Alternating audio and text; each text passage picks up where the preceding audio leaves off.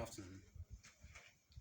Welcome to our YouTube tutorial classes. To be abreast of what we do online, you can check our Facebook and YouTube platforms for more videos. Don't forget to watch, like, subscribe, comment on the videos. Today we have a jump question on heat measurement. It says a tap supplies water at 25 degrees Celsius, while another tap supplies water at 25 degrees Celsius. Now, if a man wishes to bath with water at 40 degrees Celsius, what is the ratio of hot water to that of cold water required? And the options are here. Now, don't forget, the aim of JAMB question examiner is for you to be able to solve those problems in time. Making a high score in JAMB, it does not depend on your knowledge of the subject alone. You should be able to put in on time. So as we solve this, I'll be giving you some tricks on how you should be able to beat your time by cutting off unnecessary elements into the calculation, so you should be able to finish off on time. Now we have two taps. One supplies cold water, the other supplies hot water. So the man wants to mix the two. Wants to know what the ratio of the two bodies of water that the man used to bath with. Now, when you mix a hot water with a cold one,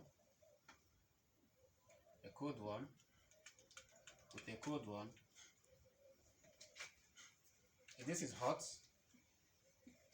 this is cold. After mixing the two mixtures, the mixture becomes somewhat warm. Why would that happen?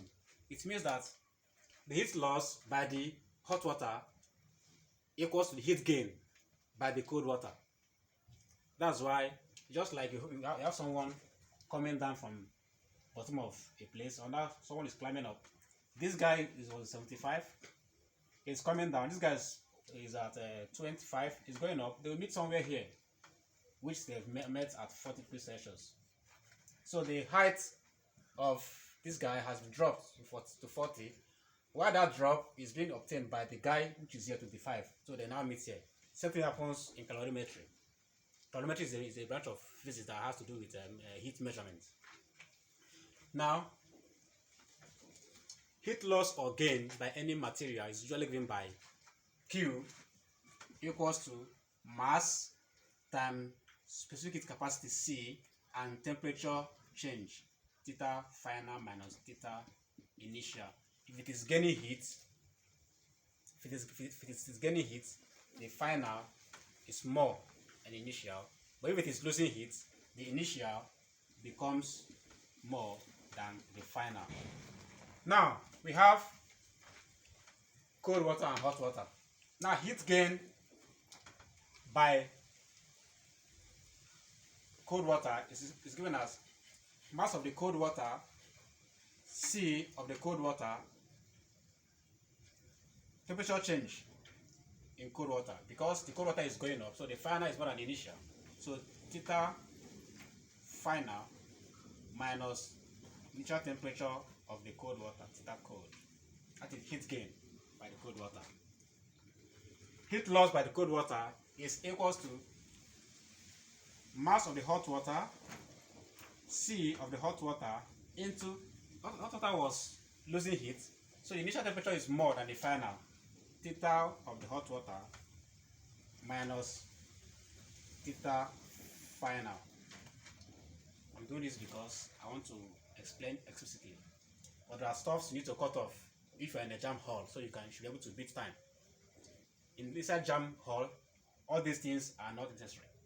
Nobody wants to mark your handwriting in JAMB. All you do is just put in your values and solve.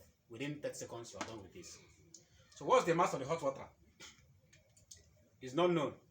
So MC,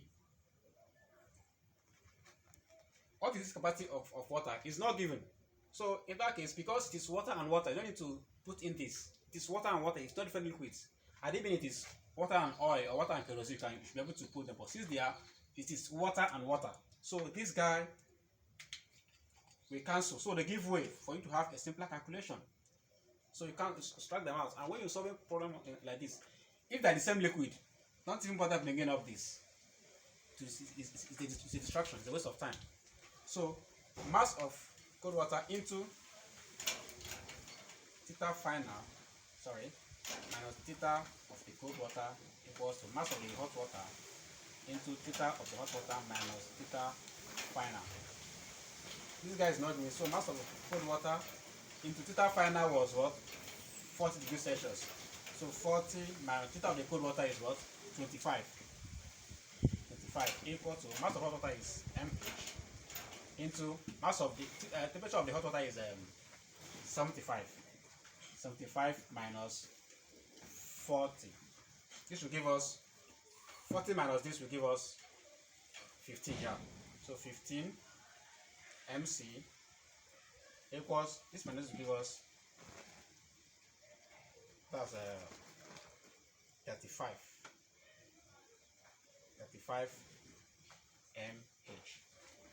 Now to make this to be in ratio, look at how it is. Mass of the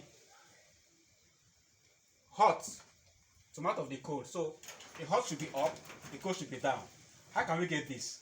We can divide through by who is down, the cold is down. So mc. Let's solve them. So 15 mc divided by mc equals 35 mH divided by mc. You can cut this. But what we want is mass of hot, mass of the cold, which is equal to 15. So how can we get this alone? We get this alone by having a reverse operation, which is linking this with this. This guy is multiplying this. So how can we eliminate this? We divide through by what is being attached to it. So if we divide through by 35, we have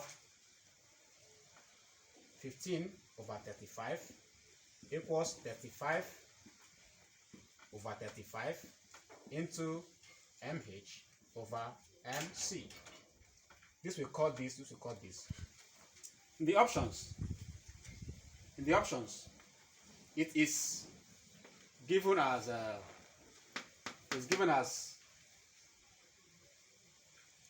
fraction. So what can go? 5 here give us 3. 5 here will give us 7. So 3 over 7 equals to mH over mc. That's all. Ah, shit.